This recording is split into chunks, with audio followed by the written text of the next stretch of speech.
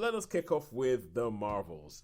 So the Marvels, this is I was hearing earlier today, is the 33rd movie in the Marvel Cinematic Universe. Wow. Yeah, they've got to 33. And this film is essentially, it is ostensibly a sequel to Captain Marvel.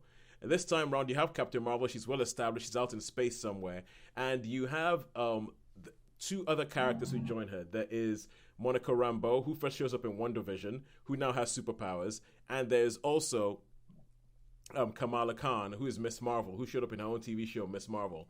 And in this film, they come up with this plot through to various plot things, which actually kind of make sense. They end up with their powers being entangled. So every time two of them, or at least two of them, use their powers at the same time, they swap places. And this comes in the way where so Captain Marvel is using the powers, you have Monica Rambeau using the powers, you have Kamala Khan, and they all decide, okay, fine, we need to figure out what's going on, we need to get together, and then it becomes a team up movie where they team up trying to figure out what's going on. And it turns out that there is a bad. This is where it gets to the point where it's a comic book movie. You don't really need to know this bit, but I'll tell you anyway. There is a bad guy called Darben who is going around and trying to get something because they're trying to reignite something on the Kree home world, and that is the propulsion of the plot. It's trying to figure out what Darben is doing, trying to stop her doing it, and at the same time bringing these three people together. And that's basically it. So, Sean, I know that the first Captain Marvel, you were not so hot on it. No. You're not so hot on the first Captain Marvel. What did you think about this one? Okay. Well, for me, I mean, the thing is that I think the biggest thing I picked up on it for me was that the inconsistency thing. Because if you think Avengers, the End Game one, Yes. she's like super powerful, just like so incredibly powerful that Captain even Marvel is incredibly powerful, yep. Captain Marvel is incredibly powerful, and yet in this she seems and she's very sure of herself in Endgame. In this one, Yep. she's very unsure and very vulnerable and I just thought, well, that's a total contradiction to the sort of character that I liked in Endgame, you know. Oh, So, yeah? and I think, you know, it was a bit like the Vision when the Vision got anyway. But so that was one bit which I found really hard. I would have liked it to be. I mean, I don't think the villain was particularly anything mega special. You know that it That that needed. is that is a problem with Marvel. It's a problem with Marvel movies. Marvel movies are known for having weak villains. Yeah, They're but known for having weak villain. Yeah. I mean, I think any one of those could have probably defeated her. You know. Well, yeah, yes. To be honest, with you, I think it's one of those things where I remember when they made Batman. Tim Burton made Batman all the way back in 1989, and people used to complain about the Tim Burton Batman movies that the bad guys were more interesting than Batman, and Batman was Yeah, just kind of like there. And I think with Marvel, they sort of swept it round a little bit, especially in this one, where agree. Yeah, the good guys are quite interesting, and they have quite interesting interplay and interesting motivations and what is going on and everything. I quite like the the because interaction. I love the interaction between the Yeah, three yeah, of yeah, them. yeah. Between That was a Kamala strong Khan, point. Monica Rambeau, and Captain Marvel. Yeah, The interaction between them is probably the strongest point of the film. I agree with That you on that one. Yeah, it's a bit like I remember when the first Avengers came out, and there were people saying things like, you'd love to just sit down and watch all these characters just chat yeah. because the interaction is really good, and I think they have that going on in this film. Personally speaking, I think this is the funnest Marvel movie for a while. Well, For yeah, possibly with Guardians. I thought they were trying to have the Guardians humor in there. There was the humor in there, but I did feel that some of the time they were trying a little bit too hard. You know, some of the humor was good, but they were like, to me, it felt right. Let's make and I didn't really know what it wanted. To me, this personal thing, I didn't really know what it wanted to be because it was like, are you going to be a comedy? Is this supposed to be a comedy or serious, or is it? Um, and like the ends, you know, the rescue thing and that, and it just seemed convenient. And I don't know. I well, just thought it didn't know what it wanted to be. the thing is, I well, okay. Well, it sounds like I like enjoyed this a lot more than you did. I loved this film. I really loved this film, and I think because Marvel, ever since Endgame, they've had this problem where they've had a problem, quite frankly, since Endgame. They've had Yeah, a yeah, narrative problem trying to tell stories since Endgame, where it's almost as if you're trying to link everything and trying to say everything is linked to this thing, and oh, don't wait, oh, don't worry, in 5 years' time, guess what's coming? And when I look at the MCU, I think that they started off just making individual films that were almost a little bit throwaway. Like the first Thor is a very slight movie. Iron Man is quite a short movie. This is quite a short movie. I love the fact that this film is only about 100 minutes long. Yeah, good. That's a good thing. I'm not saying I didn't dislike it. I'm just saying this is just some of the feelings that I feel about it. You know. I understand that, and I can see what you're saying. I mean, I didn't have those feelings, but I can see why you might have those feelings. And I just thought that they made the film that wasn't. They don't do a lot of trying to link it to a whole bunch of other things. No, you could pretty much watch this film standalone. It's just a simple standalone adventure. I loved that. I loved the fact it was a simple standalone adventure. I love the interplay within the character. I think the comedy, like the fact that you have Kamala Khan, and Kamala Khan is like. Did you watch the TV show Miss Marvel? No, I didn't see it. Oh, so I mean, that was something perhaps I needed to see. But I mean, you know, she's quite a good character.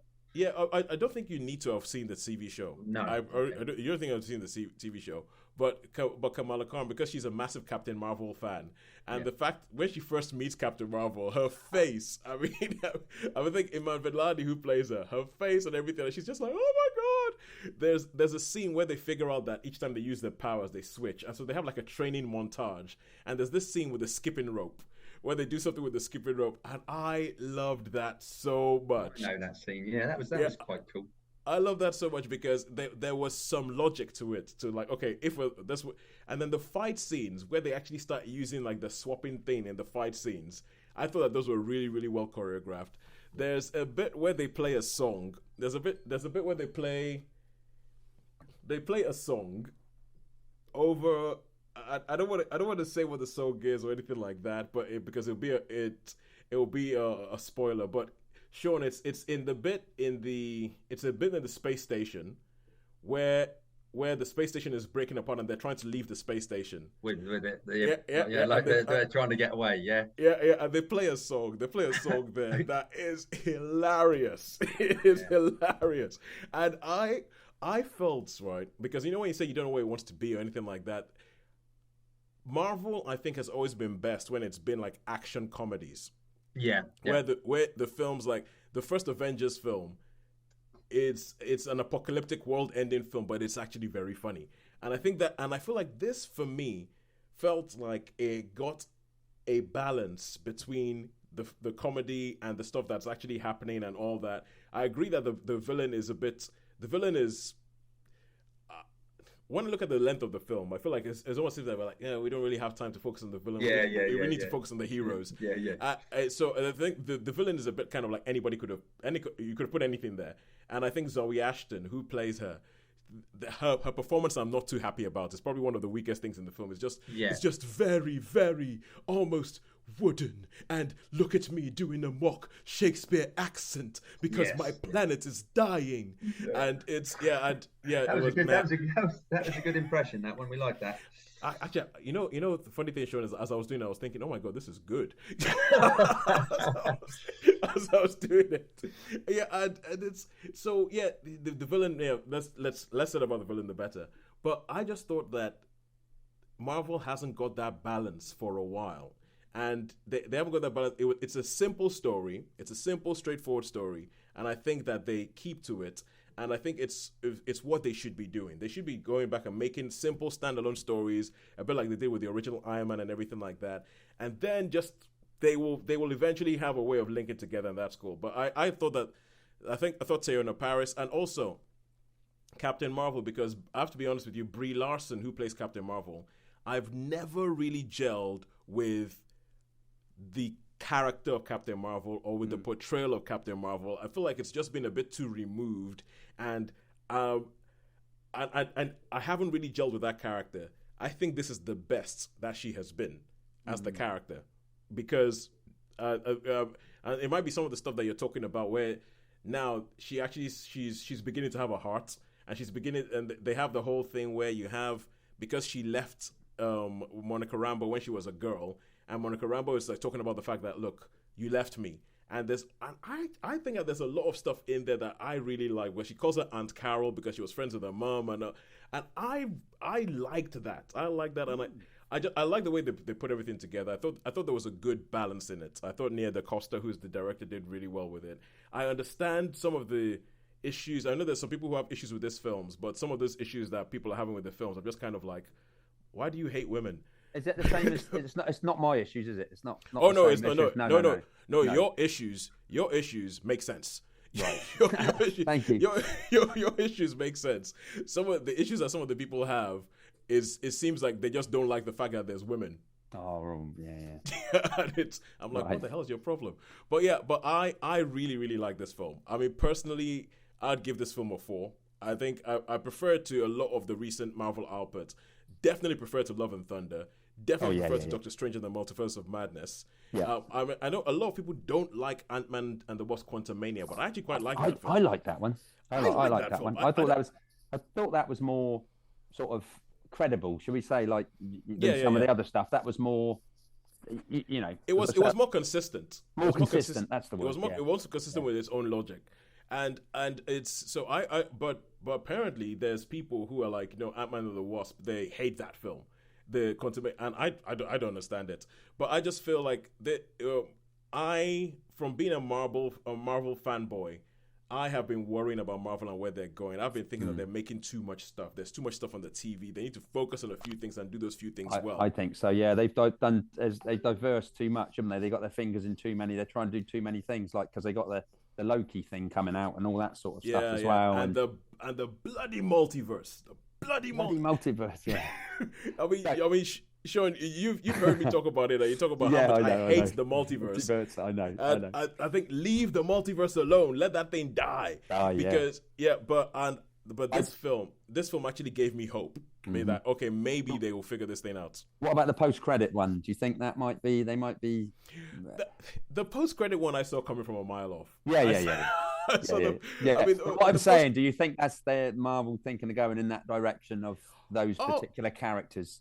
They were always going to go that way. It was just a question of when they were going to do it. And I mean, and those people who've been following Marvel can probably deduce who shows up in the closing credits. I mean, but I saw that right from the moment because, in all these films, there's always a moment where they go, oh my God, this is really, really bad thing happening. We have to do this one thing, and we have to do this one thing to fix that whole thing. And the second they said we have to do this one thing, fix that whole thing, I was like, I see exactly where the rest of this film is going. You're going to go in there. And because the film had done a lot to not try and link to a wider universe, to a wider universe up to that point, I was fine with it. Because I know you're part of the military and you have to do this and everything like that. But so far, you've given me a good film. And even I think the other bit, and I would be interested to see what you thought about this.